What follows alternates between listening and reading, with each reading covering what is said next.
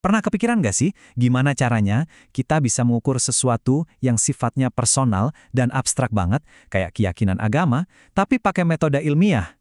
Nah, itulah yang mau kita bedah kali ini, sebuah perjalanan buat menciptakan alat ukur ilmiah demi memahami iman.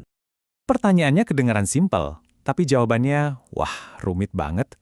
Keyakinan kan sering dianggap urusan hati ya, sesuatu yang kayaknya mustahil deh buat diangkakan.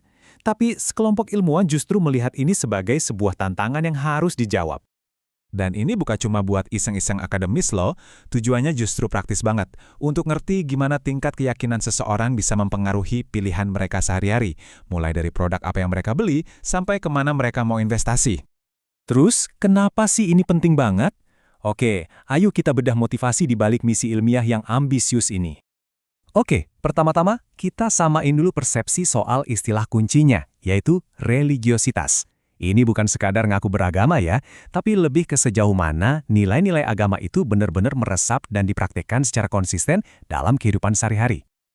Perjalanan mereka dimulai dengan sebuah langkah raksasa. Mereka menyisir semua penelitian yang pernah ada buat ngumpulin setiap potongan data yang relevan, benar-benar menebar jala seluas mungkin.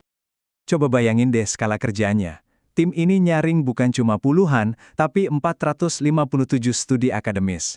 Mereka benar-benar menyelam ke lautan literatur cuma buat nemuin setiap alat ukur religiositas yang pernah dibuat orang. Nah, dari ratusan studi itu, mereka berhasil menambang bahan mentahnya. Ada 239 calon pertanyaan atau item. Ini tuh kayak proses tambang emas ya. Mereka kumpulin semua yang kelihatannya berkilau, tapi proses pemurniannya yang sesungguhnya, wah, baru aja mau dimulai. Oke, dari ratusan item mentah tadi, sekarang masuk ke tahap penyaringan pertama. Dan ini, krusial banget, daftar yang panjang ini diserahin ke panel para ahli buat diuji satu persatu. Dan prosesnya, ini ketat banget loh.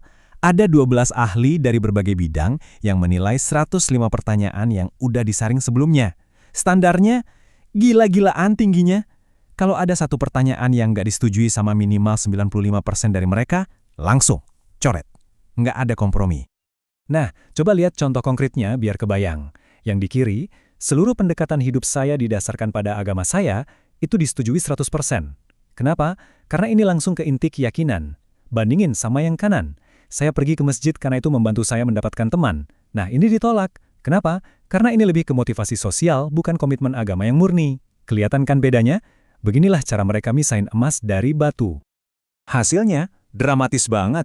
Lebih dari setengah daftar pertanyaan itu langsung mental, menyisakan cuma 41 item yang dianggap paling daging dan relevan. Proses saringan ini benar-benar ampuh. Sampai sini, tim peneliti udah ngerasa pede banget nih. Kayaknya udah di jalur yang benar. Tapi, ternyata ujian berikutnya malah ngasih hasil yang sama sekali nggak terduga. Hasil yang bikin mereka harus mikirin ulang semuanya dari awal. Jadi mereka minta para juri buat ngelompokin 41 item tadi ke dalam 5 kategori teoretis. Hasilnya, gagal total. Para juri cuma sepakat 52%. Ini sinyal yang jelas banget. Kategori yang mereka buat itu membingungkan dan gak intuitif sama sekali.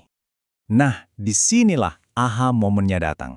Ngerespon kegagalan tadi, tim ini ngambil langkah radikal. 5 kategori yang ribet itu dilebur jadi cuma 2 dimensi inti yang super mendasar.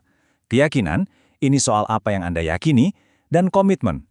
Ini soal gimana keyakinan itu Anda wujudkan dalam tindakan. Simpel kan?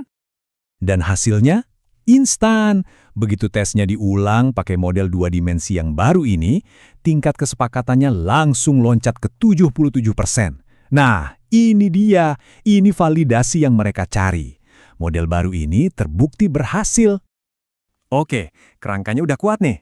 Sekarang, waktunya masuk ke rintangan terakhir, pengujian kuantitatif. Ini tahap penempaan akhir, di mana setiap item bakal diuji sampai ke batas kemampuannya. Prosesnya ini namanya analisis faktor. Bayangin aja kayak lagi menempa pedang. Selama 5 ronde pengujian statistik, setiap item yang lemah, yang tumpang tindih, atau yang nggak konsisten bakal dipukul keluar dari daftar, sampai yang tersisa cuma yang paling tajam dan paling kuat. Nah, gambar ini ngerangkum semuanya dengan sempurna.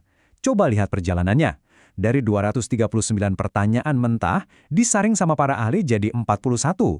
Dan akhirnya ditempa secara statistik sampai jadi cuma 16 item inti yang paling kuat. Luar biasa kan penyusutannya?